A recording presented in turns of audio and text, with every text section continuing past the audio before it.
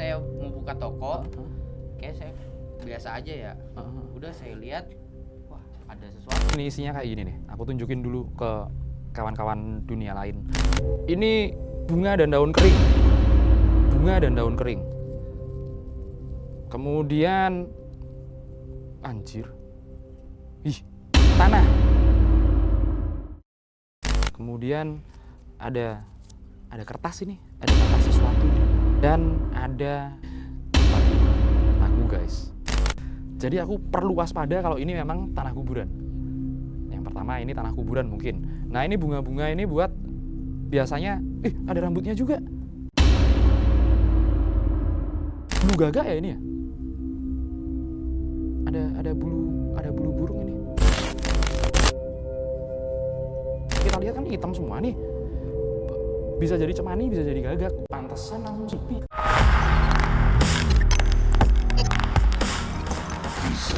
Dunia lain.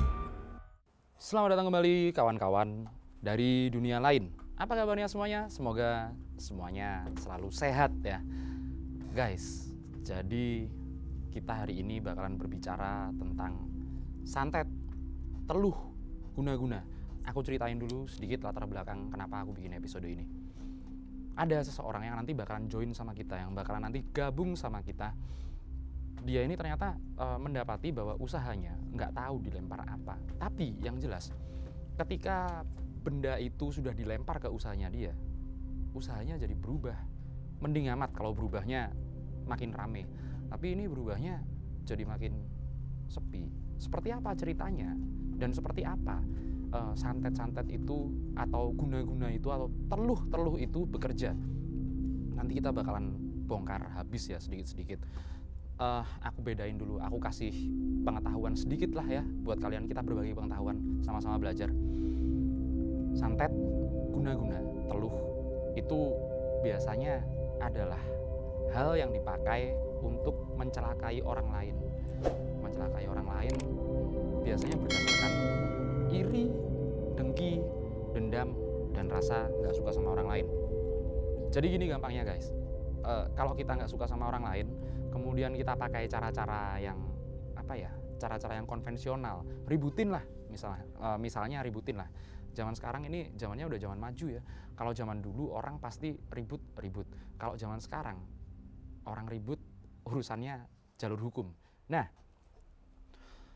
tidak menutup kemungkinan kalau beberapa orang yang tetap iri, dengki atau gimana ya, ibaratnya benci lah sama kalian, kemudian melakukan hal-hal tertentu yang kemudian berdampak pada diri kalian, usaha kalian maupun keluarga kalian. Aku kasih sedikit cerita ya, dulu lah. Dulu itu aku pernah punya temen, ya sampai sekarang sih masih berteman baik kita, namanya Koronal. Koronal itu punya usaha di daerah arah Bogor sana ya. Ditutup usahanya oleh orang lain, nggak tahu kita siapa yang nutup. Bahkan sampai ketika Koronal sendiri, ini orang yang punya usaha ya, lagi naik mobil mau nganterin teman-teman ke sana. Beliau sendiri, Koronal sendiri bingung, kok tempatku nggak ada, sampai dia nggak lihat tempat usahanya dia sendiri, dia nggak lihat. Putar-putar beberapa kali tetap nggak ditemuin. Sampai segitu ternyata kalau orang menutup usaha orang lain. Nah, seperti apa yang terjadi pada bintang tamu kita kali ini? Oke, kita bakalan langsung invite aja orang yang punya masalah, yang tempat usahanya terindikasi diisengin orang.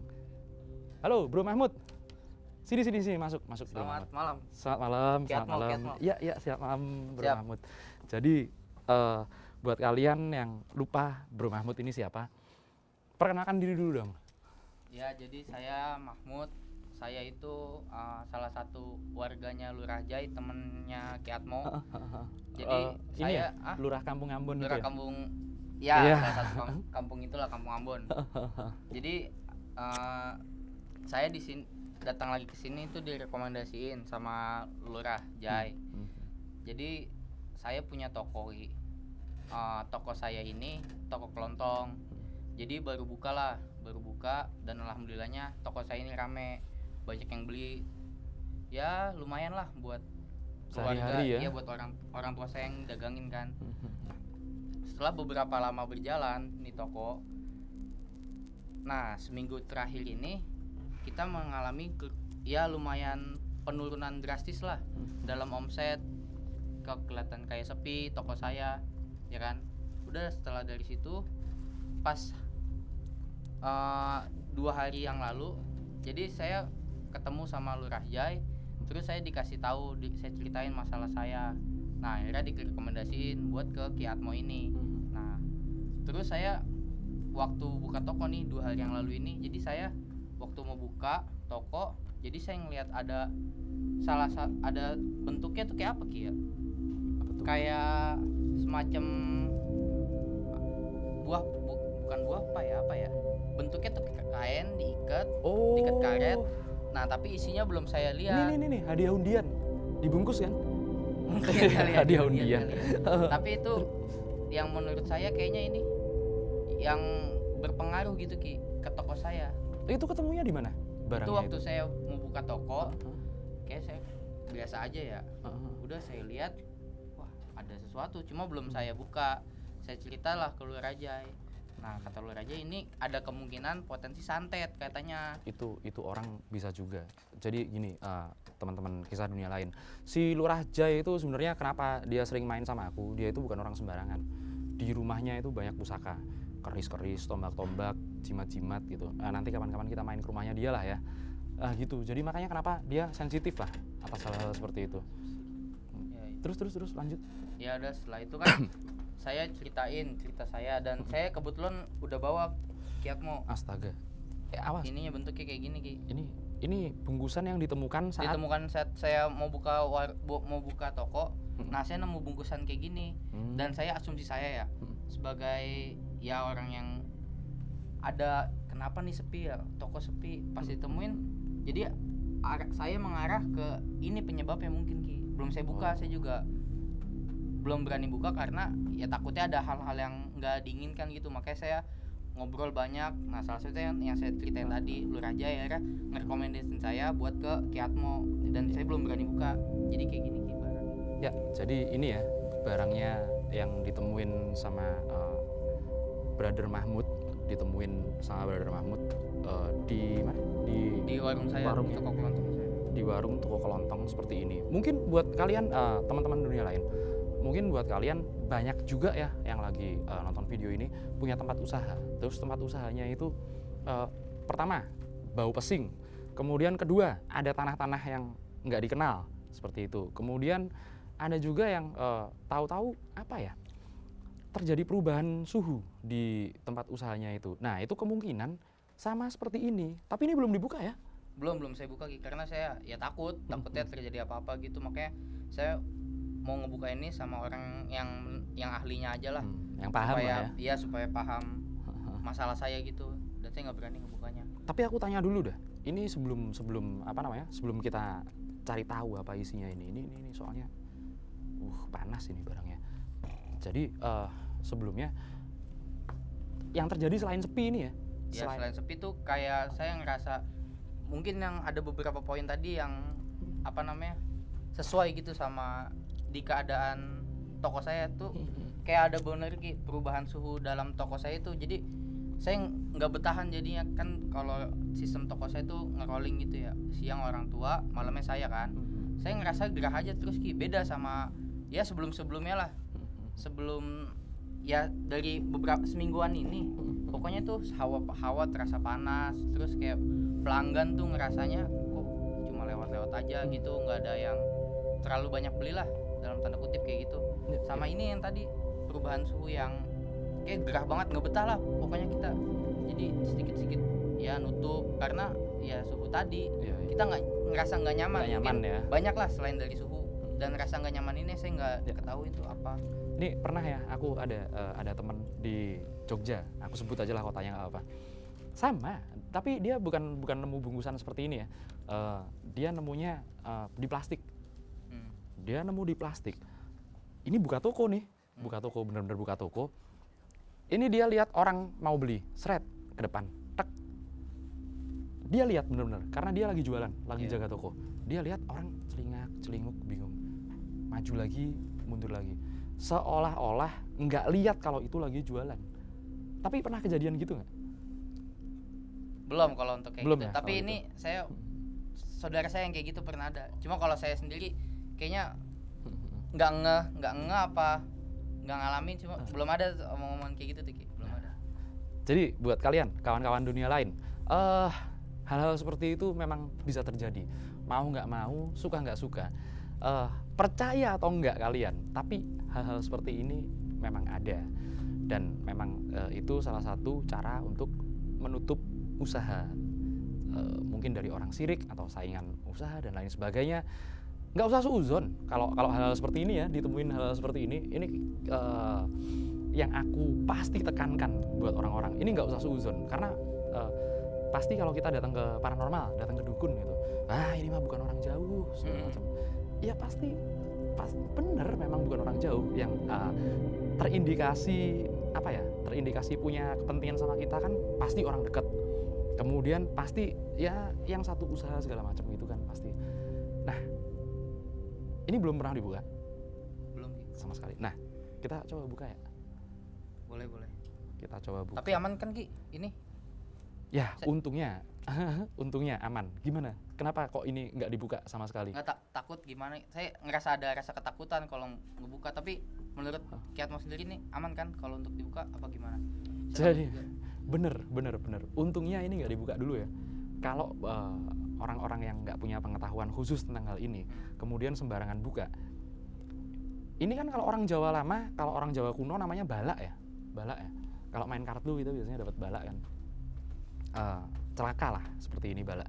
Nah, ini kalau dibuka sembarangan oleh orang-orang yang nggak kompeten, itu bisa jadi bukan hanya tempat usaha, tapi keluarga, orang-orang yang tinggal di situ, orang-orang yang ada di sekeliling kita bisa kena masalah juga. Ibaratnya gini lah, kita logikakan aja. Tim penjinak bom kan ada sendiri ya. Anggap ini bom. Kalau dibuka orang normal, dibuka orang biasa, bisa mampus beneran, serius. Nah seperti itu. Sekarang aku izin ya mau buka ini pelan-pelan ya. Ya biar saya nggak penasaran juga sih Ki. Aku juga penasaran sih ini. Isinya apa kira-kira? Kita cek. Bentar. Tapi aman ya Ki ya? Insya Allah aman. Guys, kita mau cek dulu ini isinya apa. Mungkin kalian pernah nemu seperti ini juga di tempat usaha kalian.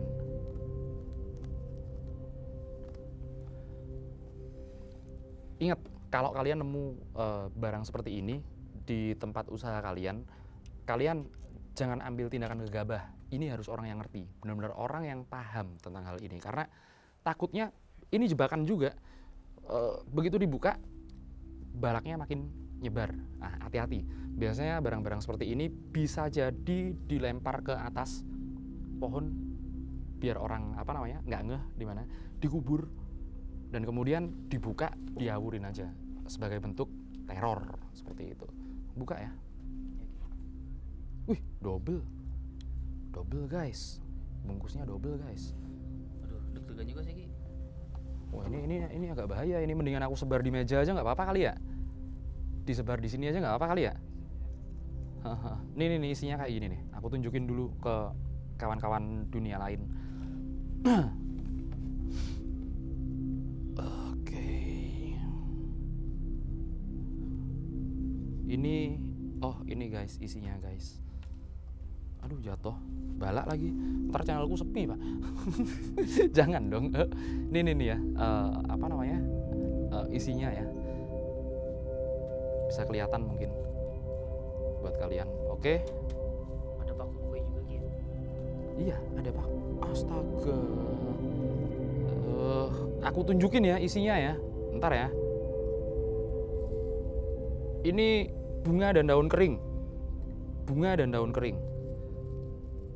Kemudian anjir. Tanah. Kemudian ada kertas ini, ada kertas sesuatu ini. Ini ada kertas dan ada Tar, kotor. Jorok. Saya tahu. Enggak, jorok. Paku guys. Fix sih kalau barang-barang seperti ini ya niatnya emang nggak bagus. Mungkin karena aku nggak tahu juga. Aduh, bedanya tanah kuburan sama tanah biasa itu cuman tanah merah sama enggak gitu aja kan. Tapi biasanya yang buat ngisengin orang ini tanah kuburan memang. Jadi aku Jadi aku perlu waspada kalau ini memang tanah kuburan. Yang pertama ini tanah kuburan mungkin. Nah, ini bunga-bunga ini buat biasanya ada rambutnya juga. Wah. Ini ada bulu gagak ya ini ya? Ada bulu burung ini. Itu menandakan apa Ki? Ini Ada kaitannya sama usaha saya ini? mungkin malah dikerjain dengan cara ditumbalin. Ini kalau kita lihat kan hitam semua nih. Bisa jadi cemani, bisa jadi gagak. Pantesan langsung sepi. Karena pakai media yang cukup kuat di dunia supranatural. Ini buat nyerang nih, jelas ini buat nyerang, buat nembusin pageran gaib lah ya ibaratnya. Mungkin kalau di rumah orang-orang orang-orang rajin banget ibadah segala macam kan susah tembus tuh biasanya. Nah, mereka pakai ini buat nembusin nih. Aduh. Coba aku buka yang ini. Bunga, tanah, bunga kering, tanah sama paku. Sekarang kita lihat kertasnya.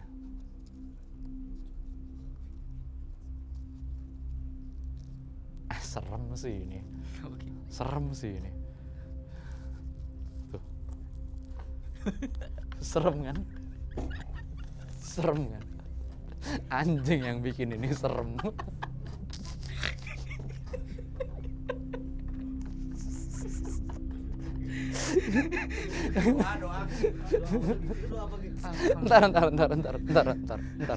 Ntar dulu.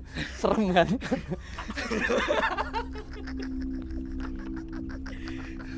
Ini paling serem. Sumpah ini paling serem.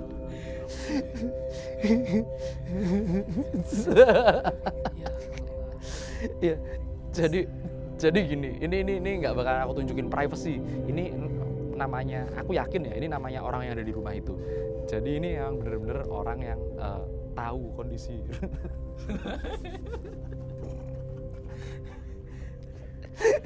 Aku yakin ini bener-bener orang yang paham kondisi rumah itu. Ini siapa sih yang bikin ya? Emang ngen.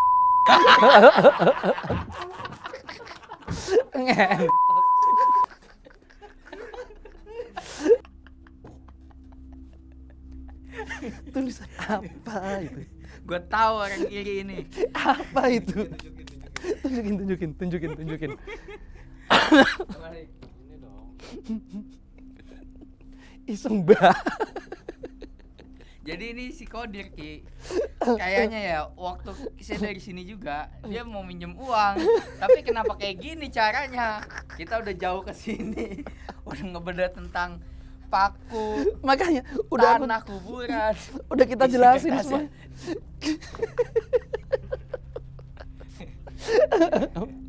Guys, ini lebih serem daripada santet pinjam dulu 100.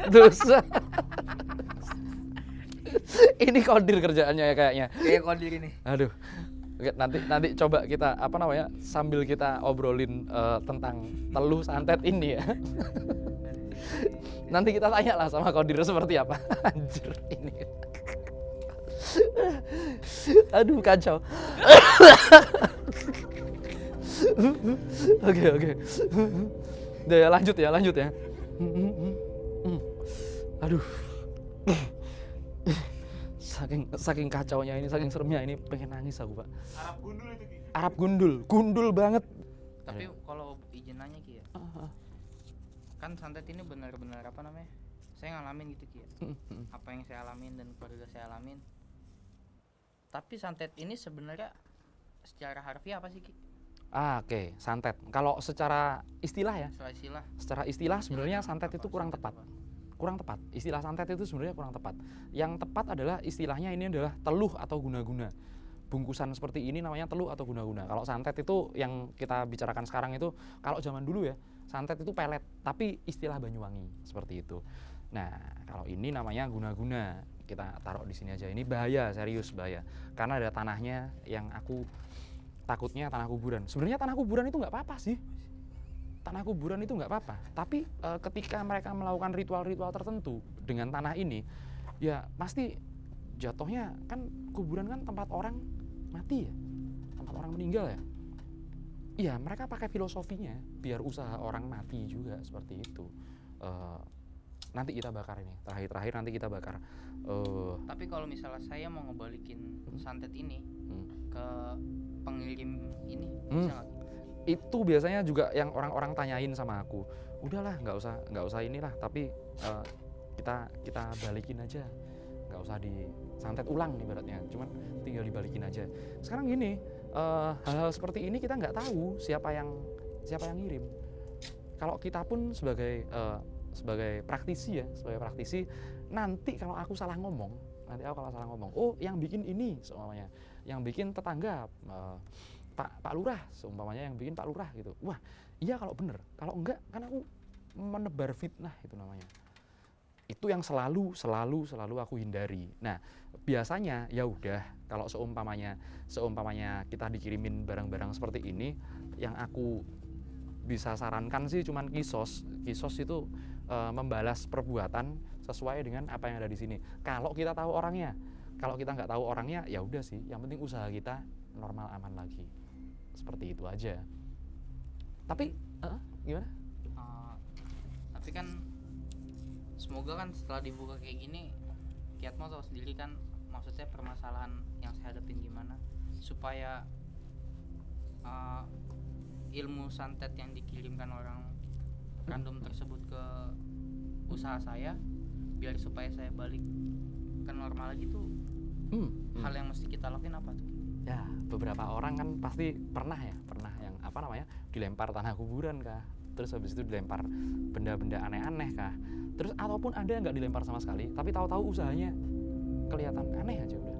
Nah, yang pertama kali kita perlu lakukan adalah yang paling simpel ya, ini catat buat kalian, ini hal yang paling simpel kalau usaha kalian diisengi orang dengan hal-hal seperti ini, hal-hal yang istilahnya dunia supranatural. Yang paling gampang, cari tempat ibadah, musola, masjid, atau ya tempat ibadah lah ya. Itu kan pasti ada tempat wudhu tuh, kita bawa kita bawa botol, ambil airnya yang ada di situ, kemudian percikan atau siramkan ke pelataran, ke depan ini, dengan pasti berdoa lah ya. Doanya bisa universal. Kalau itu masih belum berhasil, nah ini harus yang namanya diruat atau diru'yah. Ru'yah sama ruat itu sama kok. Dalam arti bahasa itu adalah merawat atau membersihkan, seperti itu. Nah, caranya ya kita cari tahu orang yang kompeten, cari tahu orang yang mungkin di kampung ada sesepuh kayak Pak Lurah itu, Pak Lurah sesepuh itu panggil, Pak Lurah tolong ini dong doain atau segala macam.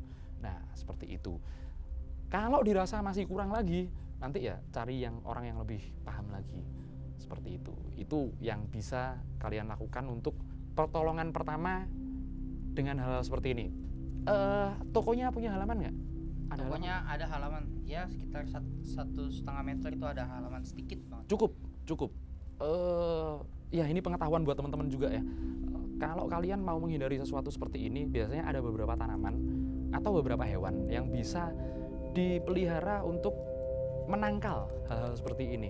Contohnya kalau di mistik Jawa ya, mistik Nusantara, itu kayak ada bambu kuning atau bambu buntet, itu bisa tanam ya, hidup ya. Kemudian tebu hitam atau tebu ireng, itu legendaris. Nah, kemudian hewan yang dapat menangkal hal seperti ini, hewan seperti anjing dan kucing itu sensitif. Kalau mereka ada hal seperti ini dikirim, perubahan perilaku pasti ada. Oh, kalau misalnya kita pelihara hewan ini, Ki, Hmm. itu berarti sebenarnya nggak menangkal, tapi lebih ke mengingatkan kita kalau ada gangguan. Betul, indikasi ya. Buat indikasi lah, hewan-hewan itu buat indikasi lah. Nah, hewan yang bisa nangkal ada, jangan salah, ada. Ada yang bisa nangkal kiriman-kiriman seperti ini. Contohnya adalah perkutut. Pertama, contohnya perkutut ya. Yang kedua, yang paling gampang, yang paling universal itu ikan. Ikan apa tuh, Ki? Ikan apa aja? Piara ikan, bikin kolam kecil, atau akuarium lah, akuarium kecil lah. Itu bisa juga buat nangkal hal seperti ini. Tapi berhubung nanti aku juga mau mampir ke rumahnya Pak Lurah, nanti aku mampir ke toko lah, Siap, Ki. tokonya Bro Mahmud. Biar dibersihin gitu ya, Ki. Ya, aku juga penasaran, apa namanya? Karena hal-hal seperti ini barangnya kita temuin ya. Iya, kita temuin. Say. Barangnya udah kita temuin, tapi di dalam itu yang bekerja non benda atau bekerja secara energi itu kan kita nggak kelihatan. Harus kita cek langsung. Mumpung deket, aku juga udah lama nggak main ke Kampung Ambon. Nanti kita cek lah di sana kayak gimana. Mungkin berarti yang harus saya lakuin kayak tadi lagi sebelum Kiat mau datang, saya ngambil air wudhu dan segala macam. Air dari tempat wudhu, air keran. Nah itu Siap. nanti coba cek Pak Lurah lagi. Pak Lurah, tolong dong ini dicek segala macam. Nah nanti aku datang ke sana Siap. pas aku mampir. Aku penasaran banget. Buat kalian ya, kawan-kawan dunia lain yang mengalami kejadian-kejadian serupa seperti ini, tempat usaha kalian diisengi orang segala macam, mungkin kalian ada pertanyaan yang kita lewatkan dari obrolan ini. Komen yang banyak aja, komen. Kira-kira apa yang terjadi. Kemudian kalau kalian juga punya tips untuk menghindari hal-hal seperti ini terjadi ke usaha kalian, ya langsung aja, langsung komen biasa, ya kan? Makasih, Ki Atmo, Aku- untuk siarannya, Ki. Terima kasih banyak Bro Firly. Makasih. Terima kasih banyak Bro Mahmud. Oke, siap. Oke guys, jadi sementara sampai di sini dulu ya video kali ini karena hal-hal seperti ini memang nggak masuk akal lah. Kalian mungkin apa bungkusan bisa bikin usaha sepi dan lain sebagainya. Mungkin kalian nggak percaya dengan hal-hal seperti itu. Tapi yakin ya, di beberapa tempat yang ada di Nusantara, hal-hal seperti ini ada dan eksis dengan berbagai macam cara, berbagai macam ilmu nutupin usaha orang. Ya, kita berbagi pengetahuan sampai di sini dulu. Episode kali ini share, like, comment, and subscribe channel ini. Jangan kemana-mana. Sampai jumpa lagi, kawan-kawan dari dunia lain.